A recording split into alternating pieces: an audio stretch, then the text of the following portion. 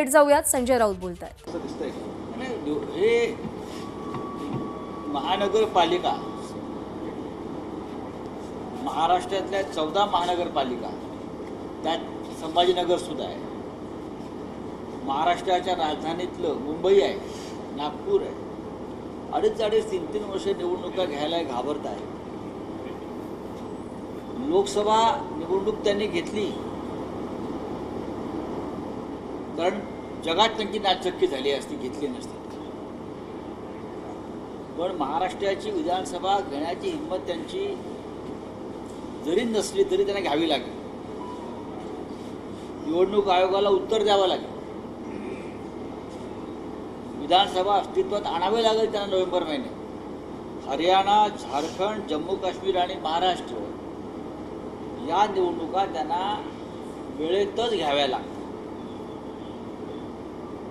Manage करायला निवडणुकांच्या तारखा हे प्रयत्न करतील. जसं न्यायालयात तारखांवर तारखा मॅनेज करून घटनाबाह्य सरकार चालवलं जात आहे,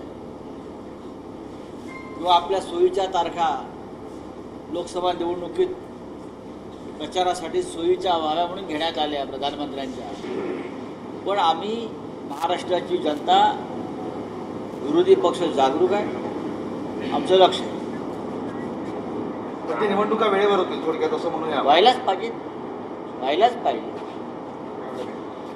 खोक्यावाल्यांचं सरकार आम्हाला घालवायचं आहे. त्याच्यामुळे निवडणुका वेळेत घ्याव्यात, निकाल वेळेत लागावेत आणि नवीन सरकार घटनेनुसार वेळेत प्रस्थापित व्हावं. काँग्रेसच्या नेत्यांनी काल संभाजीनगरमध्येच सांगितलेलं आहे की त्यांचा प्रयत्न सुरू आहे.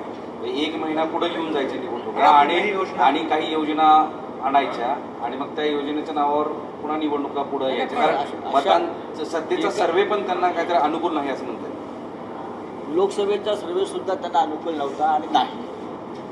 महाराष्ट्रातला सर्वे त्यापेक्षा प्रतिकूल आहे. आम्हाला सर्वेची गरज नाही. कोणत्याही परिस्थितीमध्ये महाराष्ट्रामध्ये ठाकरे 2 सरकार येणार. ठाकरे 2 म्हणजे मी तुम्हाला एक उदाहरण देतो, महाविकास आघाडीचं.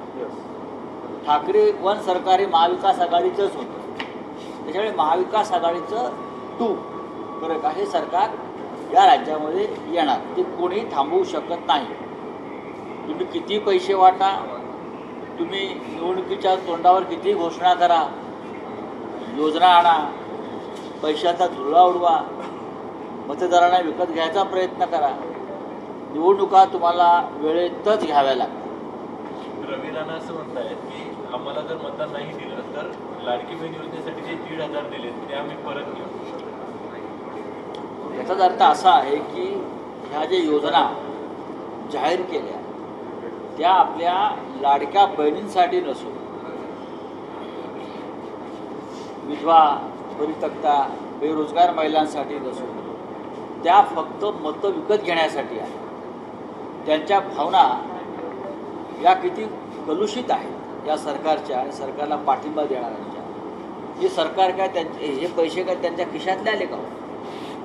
तुम्ही कोण पैसे काढून घेणारे आहात? हे सगळे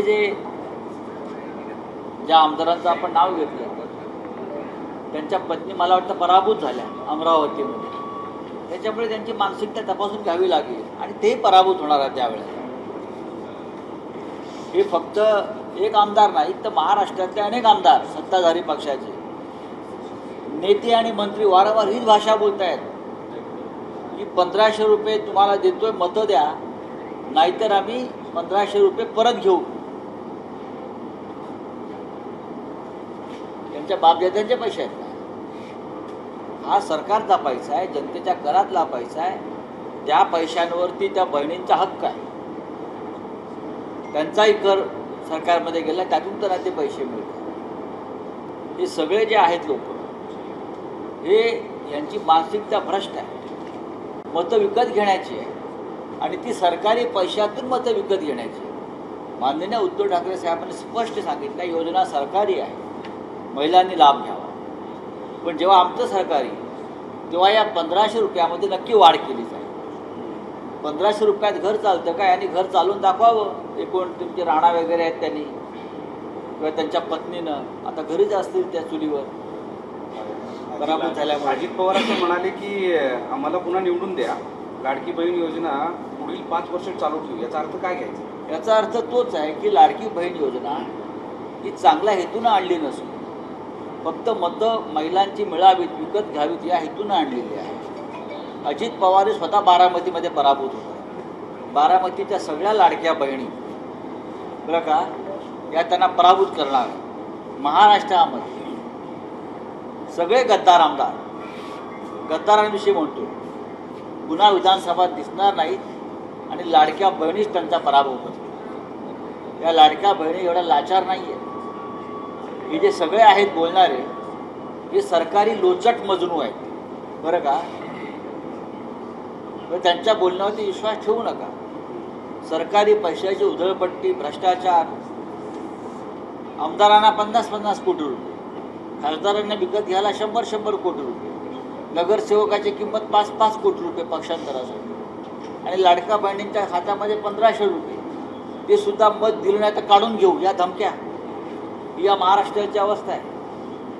तुम्ही म्हणाले होते की महाविकास आघाडी 2 सत्तेमध्ये उद्धव ठाकरे हे मुख्यमंत्री पदाचा चेहरा असतील. याबाबत नाना पटोलेंना विचारले असता हे म्हणाले की शरद पवार किंवा उद्धव ठाकरे असं म्हणाले तर आम्ही ते गांभीर्याने घेऊ, अन्यथा आम्हाला ते याच्यावर विचार करण्याची गरज नाही, नंतर ठरवू. बरोबर आहे. 2019 साली मीच म्हणालो होतो उद्धव ठाकरे मुख्यमंत्री. लाडकी बहीण योजनेसाठी एक लक्षात घ्या, नाना पटोले बरोबर म्हणतात महाविकास आघाडीचाच मुख्यमंत्री, पण त्यांच्यासमोर कुणी एखादा वेगळा चेहरा असेल काँग्रेस पक्षात त्यांनी समोर सांगावं. म्हणजे माझं काय अडचण नाही. काँग्रेस पक्षामध्ये जर काही चेहरा असेल की हा आमचा मुख्यमंत्री पदाचा चेहरा आहे तर नाना पटोले यांचा चेहऱ्याचं आम्ही स्वागत करू. पण नाना पटोले आमचे मित्र आहेत, त्यांची अडचण मी समजू शकतो, सगळ्यांची समजू शकतो. मी महाराष्ट्राला प्रिय असलेल्या चेहऱ्याविषयी म्हणतो. मी महाराष्ट्राला जो चेहरा हवा आहे, महाराष्ट्राच्या मनात जो चेहरा आहे त्याच्याविषयी म्हणतो. मी नाना पटोलेंच्या मनात कोणता चेहरा आहे त्याच्याविषयी म्हणत नाही. मी महाराष्ट्राच्या 11 कोटी जनतेच्या मनात कोणता चेहरा आहे, कोणता फेस आहे याच्याविषयी म्हणण्याचा मला नक्की अधिकार. बरं का. याचा अर्थ काय समजायचा की याचा अर्थ त्यांच्याकडे काय? काँग्रेसकडे चेहराच नाही असं नाही समजायचं नाही का? असं नाही की त्यांनी सांगावं. त्यांनी सांगायला पाहिजे. लोकशाही आहे. बाळासाहेब थोरात आहेत, नाना पण पटोले त्याच्यामुळे त्यांनी आहेत. काँग्रेस पक्षानं सांगावं बाबा आमच्याकडे हे 10 चेहरे आहेत त्यातला आम्ही एक निवडू. इकडं सुरू असताना भाजपकडून 150 जागा लढवण्यात येणार आहे आणि उर्वरित 2 पक्षाला 138 जागा मिळणार आहेत आणि भाजपच्या सगळ्या उमेदवारांची निवड निश्चिती करणं किंवा जागा वाटपाच्या संदर्भातलं सगळं देवेंद्र फडणवीस यांच्या हातात देण्यात आलेलं आहे. अशी चांगली गोष्ट आहे. हे आमच्यासाठी अत्यंत शुभशकून आहे. नरेंद्र मोदी हे जे प्रचाराला येणार असतील महाराष्ट्रात आणि अमित शहा, तर त्यांनी जास्तीत जास्त सभा महाराष्ट्रात मोदी आणि शहाने घेतल्या पाहिजेत आणि फडणवीसांकडे या राज्याची सूत्र निवडणुकीची भाजपची असायला पाहिजे.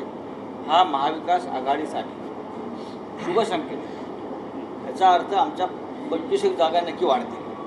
म्हणजे 138 जागा त्यांच्या दोस्तांना मिळणार आहेत. हा त्यांचा प्रश्न आहे ना. हे शेवटी हे सगळे लाचारांना किती मिळणार? लाचारांना तुकडेच फेकायचे असतात की त्यांनी निवडपणे घ्यायचे असतात. पण त्यांच्यामध्ये स्पर्धा लागली मुख्यमंत्री मी करतो. लागू त्यांना स्पर्धा घ्यायला काय हरकत आहे? काल मुख्यमंत्र्यांनी उद्धव ठाकरेंवरती टीका केली. म्हणजे एकटा जीव सदाशिव, लाडका भाऊ आता कोणी राहिलाच नाही. आम्ही आहोत ना सगळं. आम्ही कोण आहोत? आम्ही कोण आहोत?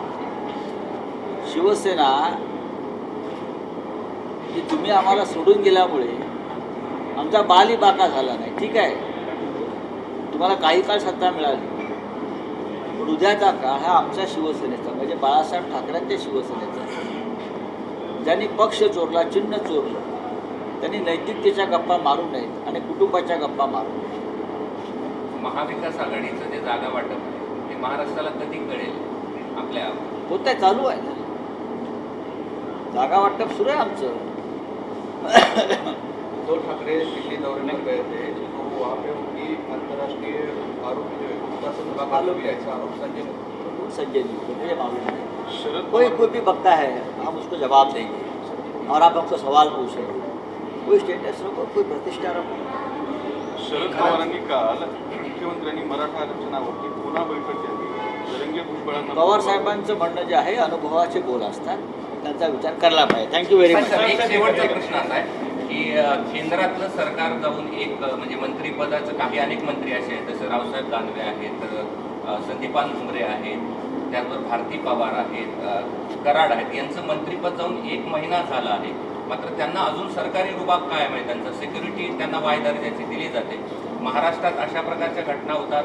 अधिक 40 आमदारांना सिक्युरिटी पुन्हा या खासदारांना सिक्युरिटी. आमदार खासदारांना कुठलेल्या Y+ दर्जाची सिक्युरिटी, काही लोकांना थेट. पण मी परवा एका ठिकाणी बघितलं, कुठून गेलेल्या आमदारांच्या मुलांनाही तेवढीच काय तमाशा चालला आहे. मी विद्यमान खासदार आहे 25 वर्षापासून. मी माझ्या पक्षाचा नेता आहे. माझ्याकडे एकही पोलीस नाही. तर असे आमचे अनेक सहकारी आहेत, त्यांच्याकडे कोणती सुरक्षा नाही. पण आम्ही मर्दासारखे फिरतो. आम्ही तुम्हाला घाबरत नाही. आमच्या गाड्यांवरती हल्ले करण्याचे प्रयत्न करतात. पण हे बेईमान, या राज्याची सुरक्षा बेईमानांच्या संरक्षणासाठी, यांना संरक्षण म्हणजे या राज्यामध्ये अफजल खानाला संरक्षण, शाहिस्ते खानाला संरक्षण, अशी पद्धत चालू आहे इथे. पण आम्हाला चिंता नाही. पाहू आम्ही. शेवटचा मुद्दा तो, जे रवी राणा म्हणाले तोच महेश शिंदे नावाचा एक दुसराही आमदार तेच हो, बोलले. म्हटले की स्क्रुटिनी ही करणार, त्यांची तुम्ही मानसिकता आम्हाला आहे. ही करणार. त्यांची मानसिकता आहे की आम्ही तुम्हाला पैसे देतोय, तुम्ही आमच्या गुलाम. हे लाडक्या बहिणींना गुलाम करण्याची ही योजना आहे. जरी यांची भाषा असेल, ही भाषा असेल, तर लाडक्या बहिणींचा अपमान महाराष्ट्रात, महिलांचा अपमान, आणि तुम्ही आमच्या गुलाम आहात.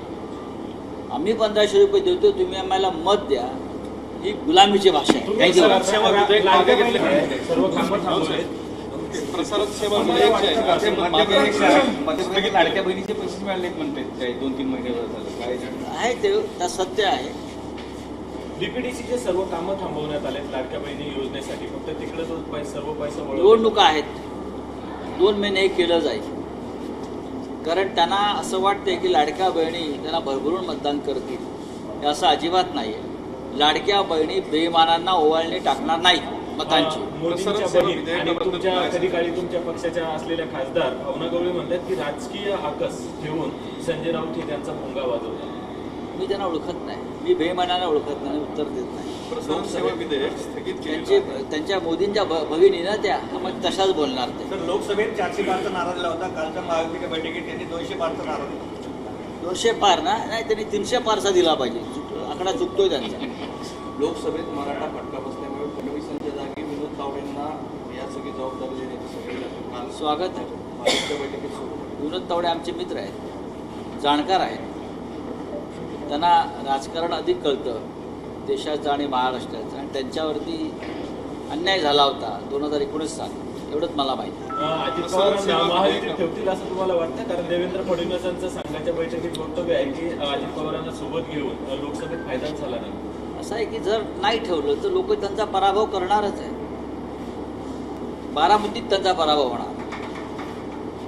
हे सगळे बेईमान लोक आहेत, शिंदे गटाचे आणि पवार गटाचे, अजित पवार गटाचे. ते परत विधानसभेत तुम्हाला दिसणार नाही. त्याच्याविषयी माझ्या मनात शंका नाही. आम्ही लाडक्या बहिणींसाठी करतोय, मात्र सावत्र भावांचं पोट दुखतंय. आपल्याला सावत्र भाऊ म्हटले. कोण म्हटलं आहे? शिंदे शिंदे शिंदे एकनाथ शिंदे.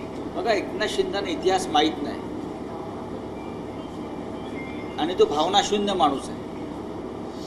लाडक्या बहिणींच्या बाबतीत त्यांचे सहकारी काय बोलतात ते आधी पहा. लाडक्या बहिणींवर कशा प्रकारे दबाव आणला जातो, मतं द्या. शिंद्यांच्या ठाण्यामध्ये शिवसेनेच्या अनेक बहिणींच्या घरावर आणि व्यवसायावरती बुलडोजर यासाठी फिरवण्यात आले की त्यांनी शिंदे गटात प्रवेश केला नाही. त्या त्यांच्या बहिणी नव्हत्या. ही क्रूर माणसं आहेत, ज्याने माननीय उद्धव ठाकरे इस्पितळात असताना, त्यांची प्रकृती अत्यंत बिघडलेली असताना गद्दारीचा कट रचला. यांच्याविषयी आम्ही काय बोलणार? एबीपी माझा, उघडा डोळे बघा नीट.